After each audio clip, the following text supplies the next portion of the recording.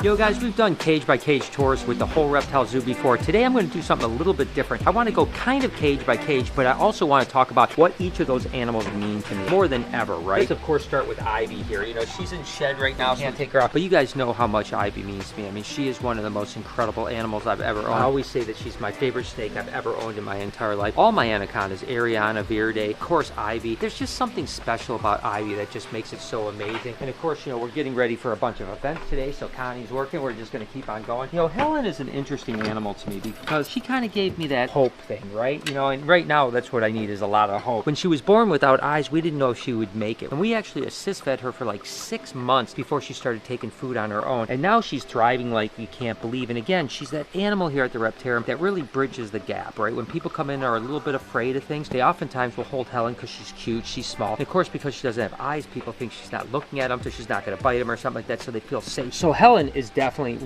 really important to me on so many different levels. It's not even funny. Every animal in this place is important in a different way to me, but there's just some that are like extra special. Obviously we've got Tyson, the albino box turtle. He's absolutely incredible. This is another animal here, Flamin' Hot Cheeto, that just kind of changed a lot of things at the Reptarium. Again, you know, those ambassador animals that I think really change people's minds about animals, those are the animals that are really special. And you know, the fact that Flamin' Hot is so docile, you just throw him up on a kid's shoulder and he'll just hang out for as long as you absolutely want. You'll see kids come in and literally spend 10 or 15 minutes just with Flamin' Hot Cheeto. So I think it's really cool. Now don't get me wrong, I mean obviously like Cherry Pop, the Aki Monitor, or El Toro, the bull snake, they're absolutely incredible too. I mean, I'm not going to try to discount those. I'm just kind of pointing out the things that are kind of like really important to me, not only from a standpoint personally, emotionally, but also, you know, what it does for our outreach with people, which is really what the Reptarium is all about. Obviously Baby Kush is an amazing animal. Now that's an animal that people aren't interacting with, but they look at him and he looks so raptor-like that people are like, wow. A lot of people give him attention. There's also the fact my friends Dez and Stephen Kush, and of course my friend Forrest, who passed away, you know, this was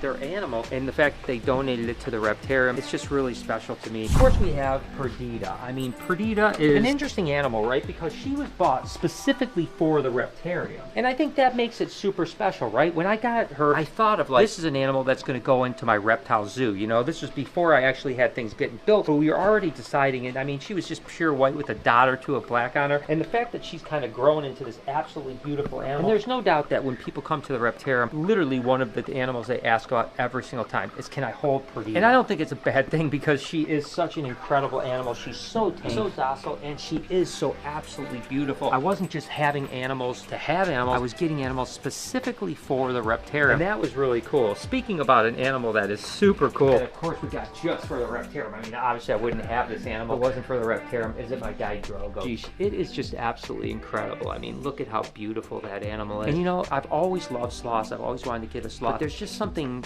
so interesting about him. Now that we've had Drogo for over 2.5 years, I couldn't imagine life without him, you know, and it brings so much joy to people. And that's, again, what it's all about here at the Reptarium. Bringing joy to people. Having people go like, oh my God, this is just so amazing, you know, and having that amazing experience. Drogo is just another layer. And again, I think about that at the aquarium. It's like, how is that going to be when we add all kinds of new stuff? You know, it's going to be cool. Now, interestingly enough, Al Macchino is pretty interesting to me. I actually had a friend of mine named Chad that actually was kind of just downsizing his collection. He kept on like, you know, calling me up saying like, hey, you know, I want to get rid of this. As a matter of fact, Sunfire was one of the first snakes I actually got from him. I got a couple other reticulated pythons, but the one snake that he wanted to keep was the Macchino reticulated python, Al Macchino. That was the snake I wanted. I was like, oh my gosh, that's the most beautiful snake he has. And I understood that this was like the snake he was going to keep. But eventually he said, you know, hey, you know what? I think I'm going to get rid of my last snake. I remember meeting him in a parking lot right by the University of Michigan, ironically enough, and there was actually a Michigan game going on that day. So we're in a parking lot with a bunch of people. We're exchanging. It was just crazy, but regardless, Al is super cool. Salt and Pepper. What can I possibly say about these guys? I mean, they're life-changing, you know? I've always loved crocodilians. I think that when it comes to reptiles as a whole, crocodilians may be my favorite kind of facet of it. You know, I love snakes, don't get me wrong, but there's something really amazing about crocodilians. And of course, when we got Salt as a little tiny baby and Pepper as a little tiny baby, it was so nerve-wracking, you know? It was like, oh my gosh, you know, I've got this like super expensive rare animal. I don't even know if I know what I'm doing. I've had, you know, RJ and a few other alligators, but this was like the next level. You know, Salt has touched so many people's hearts because, you know, you can go and actually handle it. And of course, now we've got Freya that we're starting to do that with as well because Salt is getting much bigger. And even though Salt will go into a giant enclosure, it's going to be really cool to have people be able to still interact with her. This is, of course, Sunfire I was telling you about. Same guy, my buddy Chad, that gave me the animals right here. This is one of the first ones, and she is just getting better and better with age. There's no doubt about it. Tiana actually came from a good friend of mine who had raised her up for a year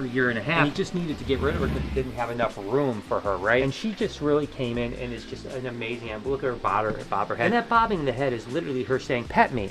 You know, that's what she wants. She wants to give pet, but you know, if she doesn't come down, she doesn't realize that my arms aren't long enough. Go all the way here, and she's like puffing up, like, okay, pet me. You know, so that's the one thing, you know, although reptiles are super smart, I do find that Tiana and even the rhino iguanas often do that. Like, you can't reach them, but they still are like, all right, why aren't you petting me? You know, it's really weird. But Tiana is amazing. All the Cyclura stuff is just absolutely ridiculous. And speaking of ridiculous, I mean, what's more ridiculous than my armadillo? You know what I mean? Brillo is just ridiculously cool. I love this guy so much. He's absolutely wonderful. Of course, he's a little bit of a cheeky monkey and he's got a little bit of mischief. There's no doubt about it. I always say I didn't know that I needed an armadillo until I actually got an armadillo. And he is just absolutely incredible. I fixed his cage recently. We're actually going to do this kind of enrichment thing with him and training that we're going to do in the next couple days where we're going to build a stand for him that he can do. So it's going to be really cool. So stay tuned for that. That's coming up. But yeah, we'll just let him run around. I'm going to clean this track out so this glass actually shuts. Come on, Mr. Armadillo. Good boy. Snap and Pop, the black-headed python. You know, it reminds me of my time in Australia. You know, I've been to Australia 9 times. There's a whole bunch of collections I've visited that have had black-headed pythons, in particular the K brothers down in Ipswich, Queensland. They had probably one of the coolest collections of blackheads in the world. So remind me of my time in Australia, which is just so special to me. I love them to death, and I love this enclosure. It's one of my favorite enclosures in the entire reptarium because I love the way that the behavior of the black-headed python Snap and Pop are while they're in there. They're just super cool. Tabasco, the first animal that ever gave me stitches. Still a beautiful animal, still love him to death. Definitely have to be more careful with him now than ever, you know, because of my treatment. If I got bit like that again, it'd be way worse. Definitely have to be careful about him. We'll let the crew do more of the handling with Tabasco, and I have to be a little bit more careful with stuff like that. And that's one of the things that maybe you guys don't understand is that, you know, everything I do, I have to be a little bit more careful now because my immune system is going to be down. If I get bit, I might have some infection and so like that. So I have to be a little bit more careful. But look at Jeffrey. I remember the first granite Burmese pythons that were coming into the country. A guy named Eric Kreider actually had them, and I was actually in Orlando at a reptile show and actually went to his room and he poured out a bag of 6 granite Burmese pythons that had just come in from Vietnam. They were the very first ones in the country. Of course, I didn't get them at that particular time, but I just loved them. Granite Burmese, you know, I love Burmese. He's a hypogranite Burmese, which I think is the prettiest of the granite, and now that he's getting some size to him, man, that animal is just absolutely stunning. But again, it kind of reminds me of those early days of Burmese python when the granites just first came in and thinking like, wow, hopefully one day I'll be able to have them. Then there's Cupcake, of course. Cupcake is my big Colombian boa constrictor, and it's just a giant snake. I mean, you know, I've loved boa constrictors. My second snake I ever bought as a reptile keeper was actually a boa constrictor. To have one that's this giant is just super cool. I mean, there's just something about a giant boa constrictor. Love it to death for sure. There's no doubt about that. Turtle pond is just cool. You know, I've told you guys that I've been kind of a turtle nut this last little bit. I don't know. I just love coming over here, seeing the turtles swim around. Can't wait to get a bigger turtle pond across the street. 100 turtles or something like that in that pond. So it's going to be really cool. Giddy and Dixie. I mean, come on now. You know that Bella is my baby, and she was the first animal that we got for the reptarium, like I talked about Perdita, but actually Bella was the very first one. Look at these guys. I mean, they're incredible. And she is certainly looking plump. Look at how plump she's looking. She is gravid as can be. She's definitely going to have eggs here pretty soon. I tell you, Cyclura, amazing. And my rhinos, man, I tell you, they are my babies. Hey, little buddy. Ova. I mean, what an amazing animal, a frill dragon. Again, I remember this animal when we first got it. It was given to me because it was supposed to be mean, and the guy that had it was terrified of it. Went to his place, and literally, it was a puppy dog from the start, you know, and typically comes down. Of course, Lilith isn't in here right now. She's separated out. Probably going to go back in here in the next probably week or two because she looks good. What happened was he just was trying to breed her too much, and she was getting beat up. We had to separate him out, but he is an amazing thing. And now, of course, we have a bunch of frillies that are all his offspring. They're all absolutely incredible. So I tell you, they're freaking cool. I love them to death. This is kind of a new addition to the reptarium. This is, of course, is son of Sam. What it is Sam is actually a gigantic African bullfrog or pixie frog, and this was one of its babies here, so we called it son of Sam. And I've always loved pixie frogs. It's always been a dream to have a giant pixie frog. I had a female that was pretty big for quite some time, but they don't get that big. You know, they get about maybe a quarter the size of male. Males can literally get like this big, and this is a boy, and he's growing up like crazy, so he's over here at the reptarium now, and he'll be over here for a long time. Of course, he'll probably go across the street, but we expect him to get giant, and there's nothing like pulling out a a giant frog for a bunch of kids because they absolutely freak out. Again, Ben and Jerry. I mean, what can you say about Ben and Jerry? Absolutely wonderful animal. You guys know that it was a dream of mine to have a two-headed snake. And again, I talk about the fact, the emotion behind it, right? Not only is it emotional for me, but it's also that animal that I know brings so many people into the reptarium, and so many people get converted into reptile lovers because of animals like Ben and Jerry. This animal is invaluable to me. I mean, it's one of the coolest snakes I've ever had, or I should say snakes, because really they are two snakes with one body. Night Fury, what are you doing? Look at this snake right here. Whoa, whoa, it's okay. It's okay, Night Fury. You see, that twitch is not what you want with a male. He's basically saying, hey, don't walk with me, don't leave me alone. And again, I don't want to get bit by him. There's no doubt about that. So I'm going to be a little bit careful with him. But look at how beautiful that snake is right there. Wow, that thing is incredible. Although it might not be the most handleable snake and it's not the most reliable snake, it's still, people come in and see that iridescence in it and absolutely blows it away. You know, it's funny, you know, I always loved tegus. I've always been into them, but I've never owned one until we opened up the reptarium. And now, of course, we have some blues, we have some albinos, and of course we have the black and white Terrence that's here. The blue is going to go across the street with the albino. Right now they're over at BHB and we use them for educational animals when we go on zoo tours. I think Terrence will probably stay here at this reptarium, and then across the street we'll probably use the other ones. And for you guys that are confused, I've already talked about, there will be this reptarium and that reptarium, but this reptarium will be only for private tours, so it's not going to be open to the public. Still want to have all our animals here. There'll be different animals, like some, like Terrence will stay here. Some animals will go across the street. Well, the animals that go across the street and we have an empty enclosure,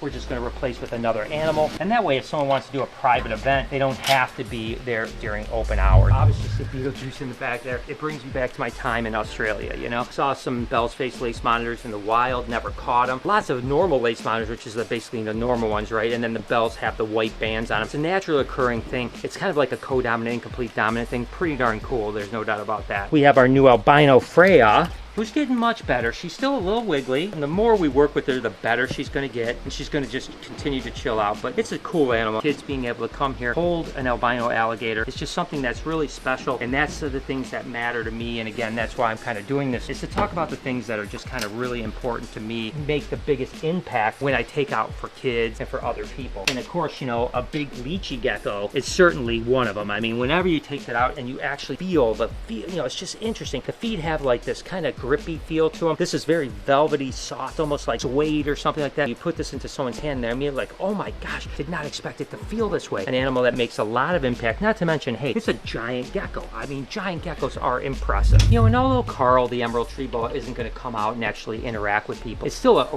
really cool display animal. It's one of those things that people look at and, you know, it's iconic, right? Everyone has kind of seen a picture of an emerald tree boa. To see it here in person, it's just really cool. So again, Carl, to me, because I was really obsessed with emerald tree boas, is a really important animal to me. And then of course we have Danielle over here. This is the big blood python. I mean, she is just a beast. This is again a world record as far as size goes. Again, blood pythons are another animal. When I used to have that book, Living Snakes of the World, there were two pictures I looked at all the time. It was the baby red blood python and the emerald tree boa. Those were the two pictures I was obsessed with. So to have a really beautiful red, big, gigantic blood python, it's freaking awesome. Snaz is deep in shed right now. My friend Rhonda actually donated Snaz, so that was special because this is her baby, you know. And then secondly, my first snake I ever bought, of course, was a normal Burmese python. So having a normal Burmese python, special, right? I mean, it brings me back to my first snake. Of course, it was named Monty. You know, of course, Monty Python. Everyone had that back in the 70s and 80s. Whenever anyone had a python, they always named it Monty Python. My first snake was named Monty. And still to this day, I love Burmese python. Of course, we have chicken strip down here. Albino Nile monitor, the only albino in the world. And it's just really cool. One day I've got to get a female and try to breed him, so we could potentially produce some other albinos. But for now, he's just a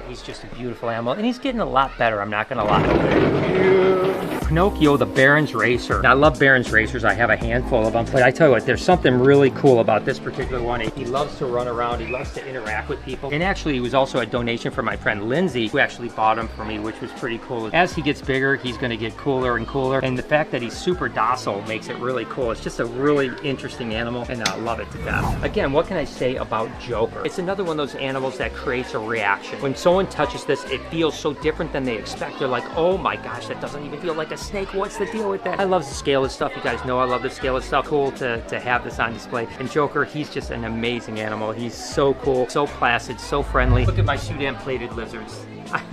They're so curious, they're so interesting, they're just something else. I mean, I love these guys. Not exactly easy to handle. I mean, once you get them out, they're super, super docile, but getting them out is a little bit of a trick. I mean, they run like crazy. Probably the most underrated lizard I've ever worked with, to be honest with you. They are literally miniature dinosaurs. And of course, there's Neo, the motley golden child pied reticulated python. When my friend Becky came to visit, she actually sponsored her for a month, fell in love with her, and I don't understand how anyone can't fall in love with that animal, because it's amazing. And again, it's about what I talked about. The animals that are super special to me right now that I'm talking about are animals that really create curiosity. You can make here in the background, we have a whole school group here right now, and as they're going to walk around, they're going to see animals like this, and they're going to be blown away by it. And that's what I love. You know, all those kids, 20, 30 kids up front right now, about to get educated about animals. And when our educator pulls out Neo, they're going to freak out, because they're going to be like, oh my God, I've never seen a snake quite like that. And hopefully, my hope is that they're going to go home tonight and they're going to talk to their parents about how cool it was to come to the reptarium and how awesome reptiles are. And that's how it all gets started.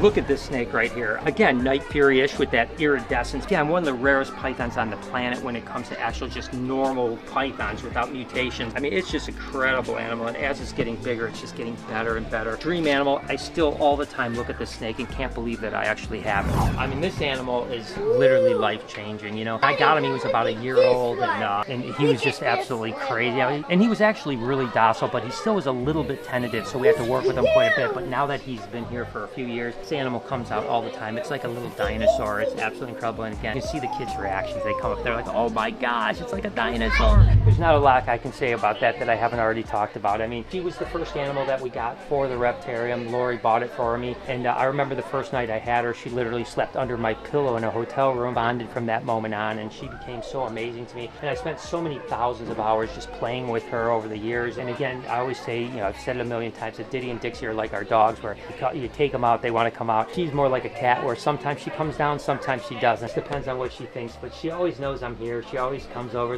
she's looking at me like, Dad, what's going on, you know? But if she wants to come down and say hi, I'm happy to have her come down. If not, I'm happy to just look at her and know how special she is for me. Another giant, prehistoric, absolutely beautiful animal. But again, the fact that you can teach people about the fact that it smells like maple syrup, it's one more layer of like getting people interested. So I'll open up the door and say, stick your head in here, take a big whiff, and you know, kids and even adults will take a whiff and go, oh my gosh, it does smell like maple syrup. What is the deal with that? And you know, again, we don't really know it. I don't know. We speculated that maybe the sweetness attracts like rodents or something like that. I don't really know what it is, but all black-throat monitors have it. But that is a true giant. I mean, it's crazy. I've always loved black-throat monitors, so I'm so happy that we have one, and he's so docile and so amazing.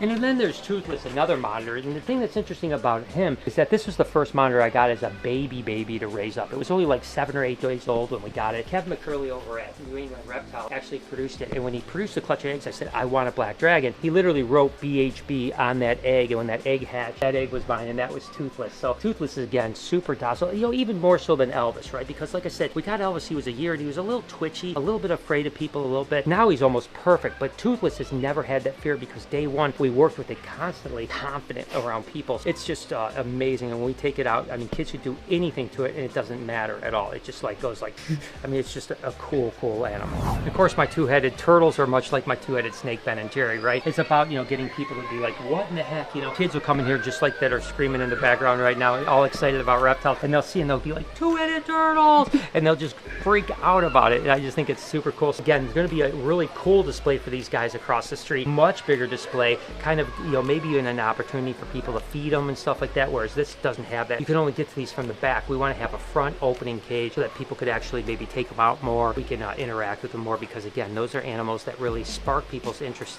in reptiles. We brought Luna over when she was literally just a teeny tiny worm, and she was eating little pinky mice, and it was just a great thing to come over, because people were able to, you know, show their kids a small snake instead of starting with something bigger. Now that she's getting a little bit bigger, she's still small enough where it's super cool, and because she's been around people her entire life and continue to being handled constantly, she is one of the most docile king snakes I've ever had. I mean, she doesn't pee on you, she doesn't poop on you, she doesn't ever try to bite. Luna has changed a lot of people's minds about reptiles, and I love her to death. Then of course we have some of our giant snakes, and giant snakes are just, you know, they're just one of those things that no matter, you know, what you pull out, there's still going to be nothing more impressive than pulling out a big snake. And then of course we have Sunrise, my albino Burmese python. We call her giant. You know, she's a big snake. I mean, to most people she's a giant, but to us she's still kind of on the, I don't want to say small side, but she's going to get twice this size eventually. Russian food, she's doing really well, really amazing. And again, those big snakes are just things that people absolutely freak out about. That's why Gemma has been such an important addition as well, you know, because she's a bigger snake, even bigger than Sunrise,